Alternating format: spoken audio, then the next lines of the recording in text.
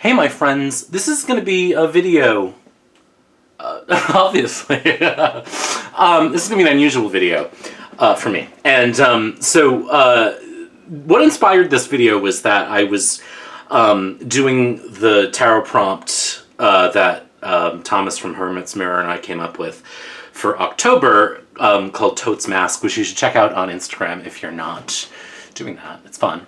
It's kind of a 31-day Halloween, gay, queer inspired series of prompts about masks, but sort of like identity, and it's very cool. And so I was working with the Bohemian Gothic Tarot yesterday, which has one of my least favorite versions of my favorite cards. It has my least favorite devil. And I was thinking back as I was wandering the aisles, sometimes, you know, on it's sort of a windy, crazy Sunday here in the Northeast, and I was bored after running errands, so I went out to Barnes & Noble and I was just, you know, engaging in capitalism and consumerism, but also just sort of thinking back through the week and drinking my, you know, chocolate cream cold brew. And I was thinking about that devil card, and I was thinking about how, you know, I've come a long way in my reading, because there were times where like a card like that could have stopped me from using a whole deck, because somehow, you know, something about a card or a couple cards would just not line up with my way of seeing the card, line up with my system, line up with my keywords or whatever. You know, I can think of the Fountain Tarot as an example. That was a deck at the time when it came out I really liked, but I just felt like it didn't resonate with me for some reason. Over time, that's not really been the case anymore. There are decks that have cards that I don't particularly like or that don't line up with my system that have become, you know, kind of my go-to decks. You know, the Japaridza, for example, is one that has the Emperor card is called War, and I don't love the naming of the court cards in that deck, but, you know, I love the deck and it reads really well for me.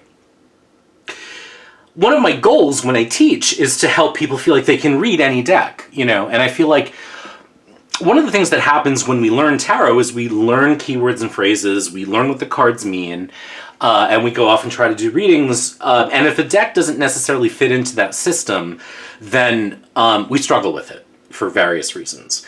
And that is challenging, especially for folks who may be sort of in the Rider-Waite-Smith system, but would like to kind of get away from that, you know, or you know, just sort of broaden their horizons, you know. The Waite-Smith, though, you know, certainly we are no longer as beholden to it as once we were, is still kind of a dominant system. Or a dominant template is maybe a better way to say it. And it can feel frustrating if we want to sort of branch out. But you can read with any deck, because as I say in your tarot toolkit, and I'll just plug my book one more time, or many, many more times, is you have all of these tools and things that you're familiar with in a deck are part of your toolkit, even if they don't appear in one deck to another. You know, you don't need, for example, to see all the suits on the Magician's table in order to read the Magician if the Magician doesn't have that, because you know that those are there in other decks. That's part of your association for the card. So what I'm getting at is that, you know, if we sort of recognize that we have a toolkit, we have experience, we have associations for the cards, we really can read with any deck. And so what I did as I was sort of wandering the aisles of Barnes & Noble was I just picked a deck that looked interesting, or that just looked, I don't know. This is the Mystical Realm Tarot by Lisa Porter. I've never seen it before. Totally never heard of it before, and that's one of the reasons I got it. It's still wrapped.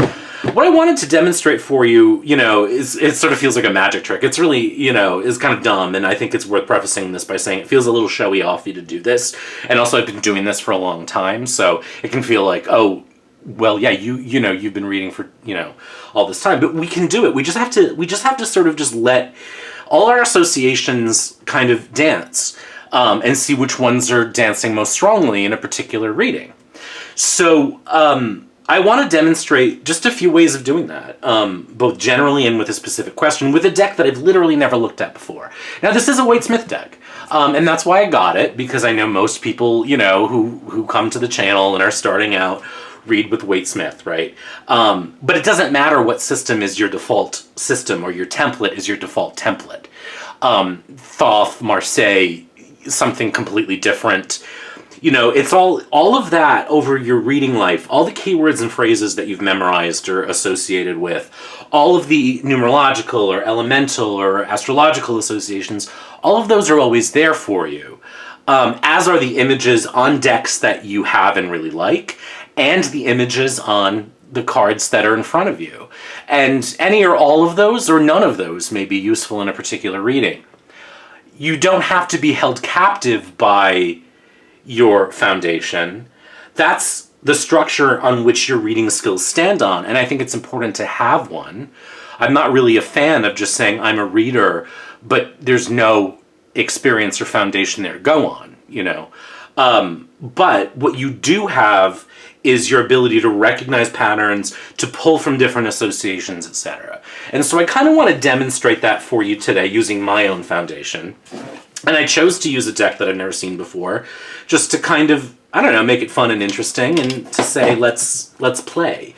Which is kind of, if you're learning, no matter where you are in your tarot journey, like, having time to play with the cards is just cool. You know what I mean? Especially when you're in the mood to, play and you don't really have a reading to do. So I'm hoping that this isn't a terrible deck, but I've never really had a rock pool deck before, so it could be. This isn't a walkthrough, so. Oh, look, yellow sides, fun. So I'm not even going to worry about any of that right now. Not going to do a walkthrough, not going to worry about any of this. I'm just going to shuffle the cards, and we'll start with sort of a general spread.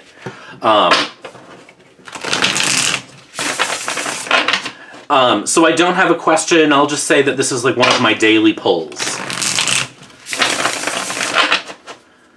One thing I'll say about this deck that I have never seen before is shuffle's nice.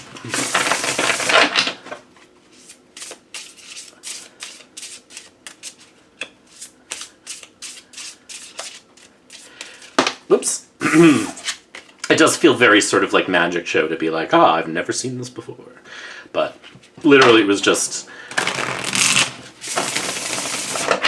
like, here's a Waite-Smith deck. Let's see, Waite-Smith is sort of a wide template now. It's definitely broadened.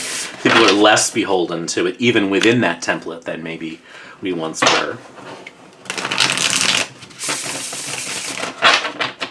But ultimately, the point is it doesn't matter what deck it is.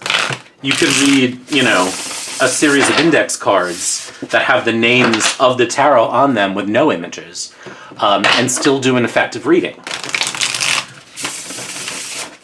Wald Amberstone at the Tarot School says that. Of course, it's much nicer to have really pretty decks.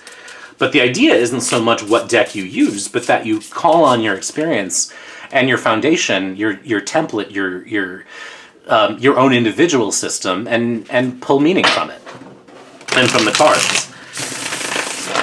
All right. Since this is a new deck, I'm shuffling it a fair amount. I'm just realizing I never ate lunch and I'm very hungry. So, take that. Oftentimes when I start having a bunch of clumsy shuffles in a row, I'll sort of determine at that point that it's time to stop. But all right. So general reading, no question. We've got the Eight of Cups, the Four of Wands, and the Ace of Cups. So let me put this somewhere where I don't block my light. All right. So what I'm going to do now is, these are fairly standard issue Waite-Smith interpretations of the cards. We've got the Eight of Cups, someone walking away. We've got the Four of Cups. This is a little more kind of fairy tale romance than normal, or than the Waite-Smith, and then a fairly standard Ace of Cups. So, again, like, as a person in the world, like, I know my experience with the Waite-Smith, I know my experience with the elements, with the numbers, etc. So I have lots to pull on, even if I'm not particularly drawn by any of the images. Now, it's a general question. So I don't really have any guidance. I don't really have any connection that I'm looking for. You know what I mean? If this is a question, then I kind of know the topic. So, you know, if it's a relationship question, then I know I have cups, and so that's interesting. If I didn't have any cups, that would be interesting. But now what I'm just kind of looking at is like, what's the most active card, or what's capturing my attention? And right now what's capturing my attention is, in this particular Ace of Cups, the kind of fountain explosive quality of the card. You know, this seems very active. And what's also interesting to me as a reader is that it's the only odd number, so I have the 8 and the 4. I know that 4s, in my experience, are very stable, and the 8 doubles that. So even though this is a card that's traditionally associated with motion, 8s and 4s, because 4 is stable and 8s are double that, they're not the most active in this case. So right now I'm sort of drawn by what seems like the most active situation. So I have the Ace of Cups. Now, aces are pretty easy to read regardless of the system, because they're not really known for having much in the way of like really traditional imagery. An ace is always an ace. But it's drawing me as the thing that seems most active, seems most important right now. What else strikes me? Well, I immediately go to the 8 of Cups as striking because it's another Cups card. And so, like, fundamentally, it's interesting to me as a reader that I have cups. That's interesting to me. So there's this interesting relationship between Ace and 8, right? Because they're the same suit. There's a kind of dichotomy between them because, again, the 8 is more stable, being twice 4, than the Ace, which is sort of the eruption of an idea or an energy, of the element of cups, of water. And then what strikes me is that I have a fire card in the middle, sort of bounded by 2 cups cards. And so, you know, I'm just kind of experiencing the cards right now. I'm just experiencing what I'm looking at. Are there things in the images that are striking me? The main thing that's striking me is the explosiveness of the Ace of Cups. This is a much more sort of dramatic Ace of Cups than I'm used to as a reader. I'm struck by the fact that this particular 4 of Wands actually looks like a stage set, because the floor sort of stops. This little pathy thingy doesn't come all the way down. And these are not sort of stuck in the ground. They are placed there. So this is a performance. This is not happening in real life. These are costumes. This is a stage set. These are actors. What else am I struck by, if anything? Cups are kind of cracked and craggy here in the Ace, and rather in the 8. So that's something I'm not used to seeing. That's interesting. And so I'm just kind of gathering information right now, using what I know about the cards, etc. Now I can kind of go to my foundation, my experience, my skills, my keywords and phrases, right? So just sort of individually, without thinking about relationships, I know that the 8 of Cups is traditionally associated with moving on from something emotional, sort of maybe letting a relationship go, letting something go, moving forward, grieving, leaving things behind. 8s in my association traditionally have to do with work, effort, vocation. Cups have to do with feelings and sensations and and emotions. I now go to the 4 of Wands, and so I know that the 4 of Wands is traditionally in the Waite-Smith system associated with celebrations, weddings, parties. I talked earlier about how 4s are stable. They're also somewhat conservative. They are undramatic. They are very square.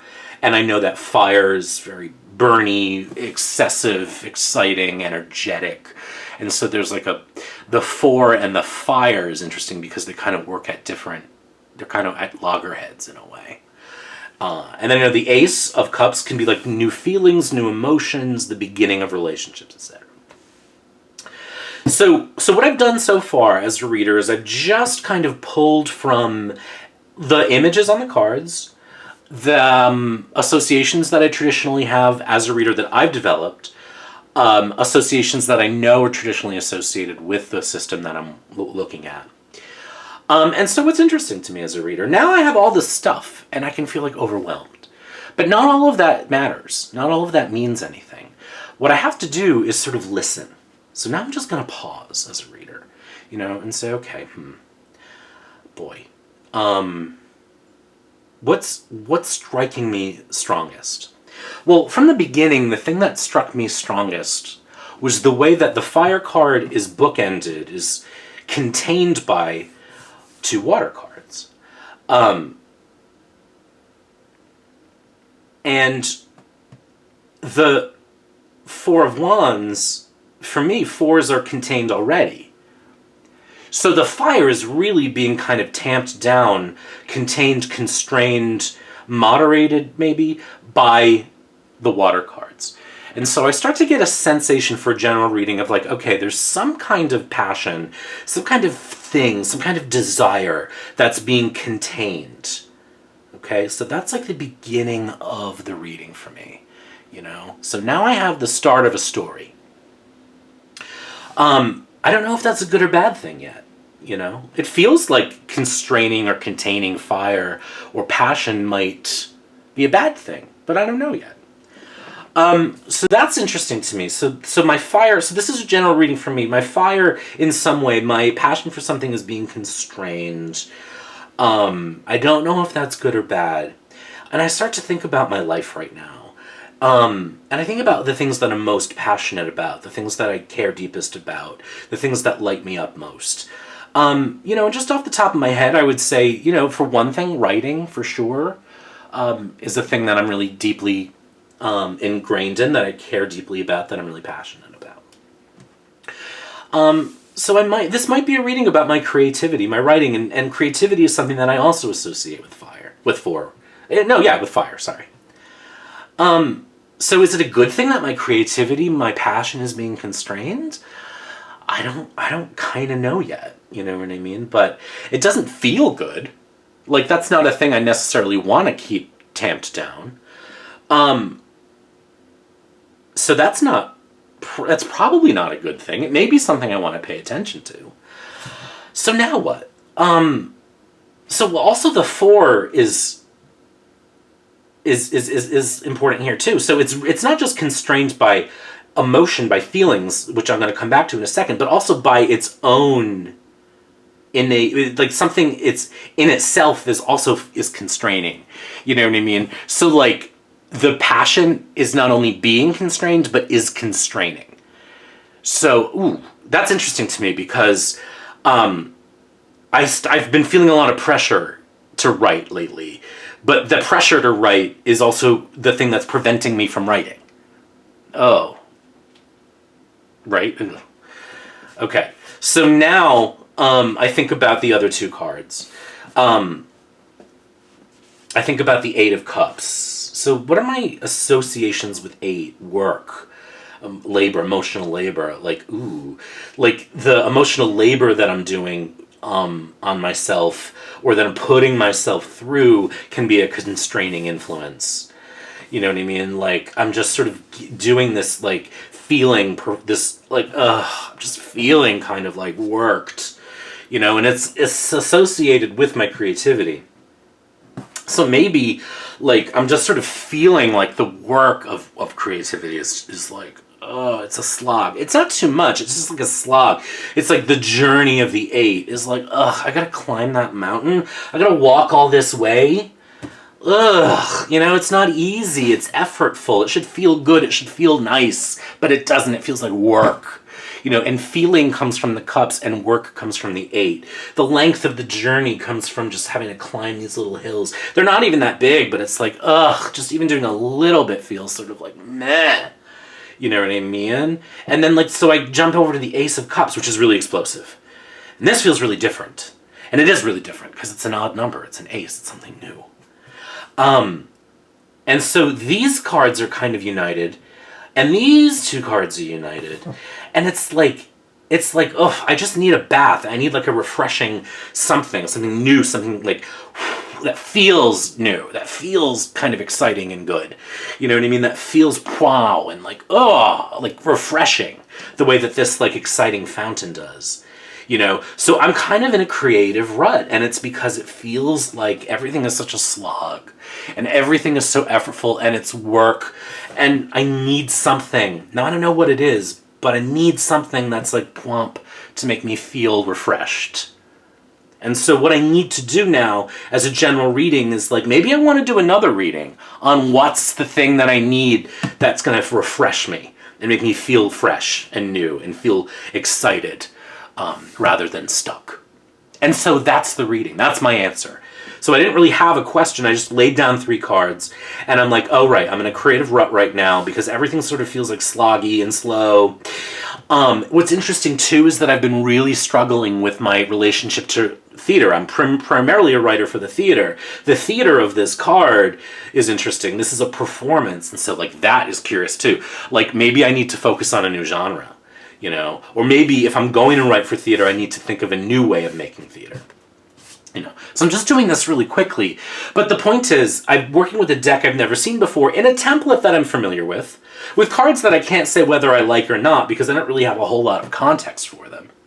You know what I mean? But it's there. They're there. I can read with it. And actually, let's do another one. Let's take that further. So let's do exactly what I just said. So I know I need something new to refresh me, to sort of bump my creativity out of this rut. So how do I do that? What's one way I can do that? So I'm going to now I have a question. What's one way that I can bump myself and refresh myself after, or to get myself out of this creative rut? So I'm going to shuffle again.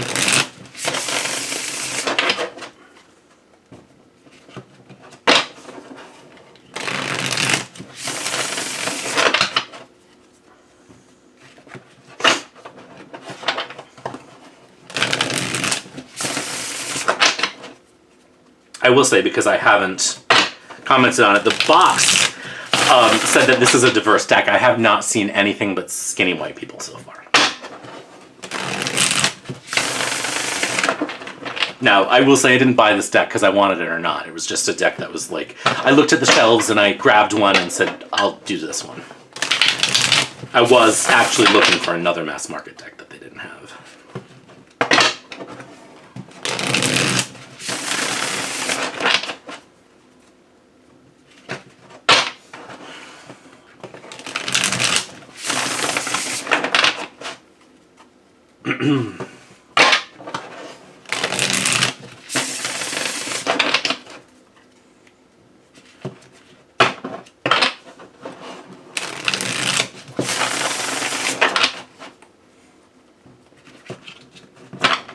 Does shuffle well, I'll give it that.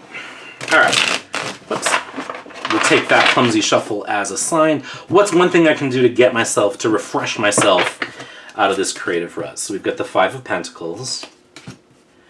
We've got Strength. And the Tower. Ooh, interesting. Alright. So we do have one person of color here. We have this beautiful Strength card, although, again, a skinny person. So we have the 5 of Pentacles, we have Strength, and the Tower. We've got 2 Majors cards that may or may not be interesting. For me, that doesn't say a whole lot, but other readers really put a lot of emphasis on them. So again, I just kind of follow the same path, only now I have the guidance of what's something I can do. So again, I'm kind of looking for an action. And one of the things that I'm looking for is, again, like I said in the first reading, like, what's the most active card? Well, the Tower is clearly the most active here. So let's start with that. So we start with my associations for the Tower, right? So, of course, it can be destructive. But I personally try to start from neutral, because I don't know yet what the card wants to tell me. So I try not to judge it yet. So disruptive, destructive, but just sort of explosive, electric. Stormy,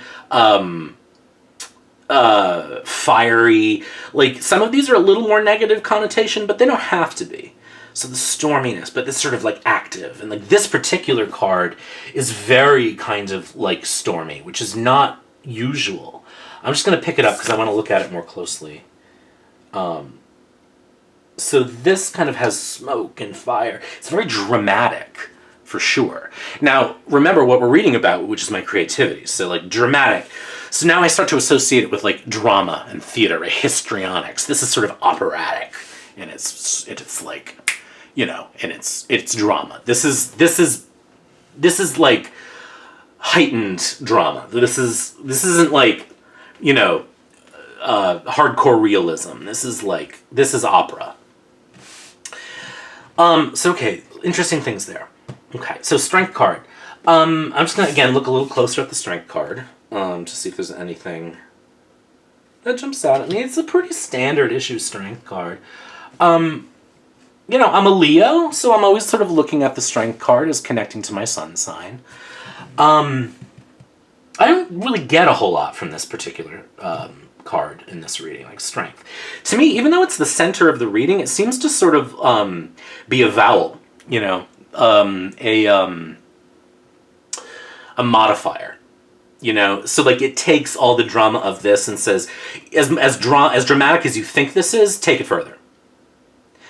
Now, then I have the Five of Pentacles. So what do I know about the Five of Pentacles? Well, I know that it's usually considered to do with sort of poverty or feeling left out, feeling marginalized, feeling sort of pushed out of institutions of life. It can do with feeling poor. It can do with feeling, you know, like not of the group. I know that pentacles, of course, coins have to do with earth. So there's just a groundedness to them. There's a lot, you know, life, money, work kind of situation. Fives, again, like the Tower, are destructive and destructive. And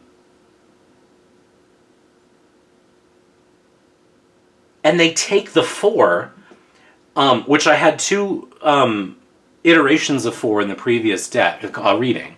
The Four of Swords and the Eight of Cups. Fives take the Four and they like mark it. They shake it up. So, but it's very grounded too. You know what I mean? It's not as like huge as the Tower. It's much more down to earth. And so now, like, as a reader, I'm starting to feel like, ugh, I don't like this. Like, it's not telling me anything I want to hear. It's not telling me anything I'm immediately finding helpful. And I'm like, ugh, I don't like that. I don't like the Five of Pentacles and the Waitsmith. You know what I mean? Like, blah, boring. But, you know what? The Tower cards always answer the question we asked. So what I'm needing to do now is kind of draw a line between the Five of Pentacles and the Tower. And what do I see? Well, this is kind of operatic in its drama, too. You know what I mean? Like, this card has always been sort of, like, histrionic in its way.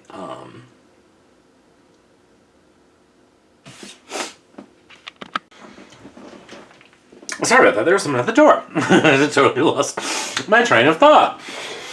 So what was I saying? All right, so this is histrionic. This is histrionic. This sort of seems to be powerful. As a modifier for this. And what I think I'm getting out of this is melodrama. Like, honestly, I think it's, like, telling me that the thing that I think I can do to make me feel excited is to, like, go big. Which is interesting because recently I had an idea for something that I thought, oh, I don't know if I want to do that. Like, it's a little out of my style. It's a little silly. It's a little big. And so I feel like that's ultimately like the melodrama of this card, but also like the shaky uppiness, like to not sort of do what I always do, to sort of like take this stability that, like, if I'm in a creative rut, sort of the Five and the Tower are good ways of saying, like, don't do what you always do, because that's the thing that's keeping you in a rut. Do something else and, like, make it big, make it sloppy, make it dramatic and silly, melodramatic, and, like, just go for it, you know? And so ultimately it's like a go for it situation. Just be big, be ridiculous. Don't be hemmed in by what you think the rules are. Don't be hemmed in by, like, the stability of the Four, like, you know, just go strong, go big. And so that's a pretty good idea. You know, it sort of confirms this idea that I've had to sort of do this larger, silly piece. So that's, you know, that's just sort of a quick example. But the ultimate idea here is, like, it doesn't matter what deck I use to get there. You know what I mean? When I did the reading, I did, you know, this seems like a pretty fairly standard issue Waite-Smith deck. I'm interested to look at it in a minute. But there's always variations. There's always little things that may or may not mean anything. But what I'm able to do as a reader is call on everything I know about every deck I've ever looked at. You know what I mean? I may be doing a reading and like these are the cards that come up, but I see like the tower from the Wild Unknown, for example. You know what I mean? Or something completely else. You know, you shouldn't let the deck you're working with constrain you. You should let it facilitate the reading. You know, and that's really one reason why I think it's so important to have a strong foundation, is because a foundation is what you stand on. It's what gives you the security to know that you won't crumble under pressure. But it's also not it's not a thing that should stop you from doing what you like doing. It's a thing that should should expand and contract for you. You know what I mean? Like a skyscraper is built to sway, because if it were static, it would blow over when a strong wind comes. You know what I mean? The reality is that we shouldn't be constrained by our own system. We should have one. But like if you're doing a reading and you're looking at the High Priestess, and you suddenly see the High Priestess from this deck, you know, from Scylla Conway's deck. I mean, I'm not going to find it off the top of my head, but like this very kind of abstracted, non-representational deck. Go with that, you know what I mean? Like that's, you know, the image on a card from one deck might pop into your head with another deck, and that's okay. You know what I mean? You may not like that this High Priestess is so sort of, there's no water, you know what I mean? Like there's no water, there's no, this scroll, she's got like she does have a scroll, you know what I mean? But it's very, it's inside, you know, there's, something really kind of closed off. This looks far more nunnish, much more like a Papess than the, Waite-Smith, you know what I mean? Or you may not like this Justice card being so pink and that there's trees and, looks a little sort of older than normal or whatever. Like, you may like go through the deck, but you'll like, oh, I really love the color scheme. You know what I mean? Like, that's okay. You know, if you don't have to be constrained by the image on a card, because if there's another image on a card that's sort of calling out to you, that's part of your toolkit. You know what I mean? So, if there's a deck that you like, but you're like, oh, I really hate that card, it's just use that deck. Just think about the card in a different context. One day, maybe the card that you hate will inspire something you didn't know would happen. You know what I mean? It could light you up in a way. The war card in the Japaridza Tarot that I disliked so much has, in some cases, led me to think about that card in terms of strategy, which is something that has been helpful in readings. So I guess that's the other thing, too, is like something you really dislike may one day open up something about the card that you never thought of before that will come up and open up a reading that you're stuck in.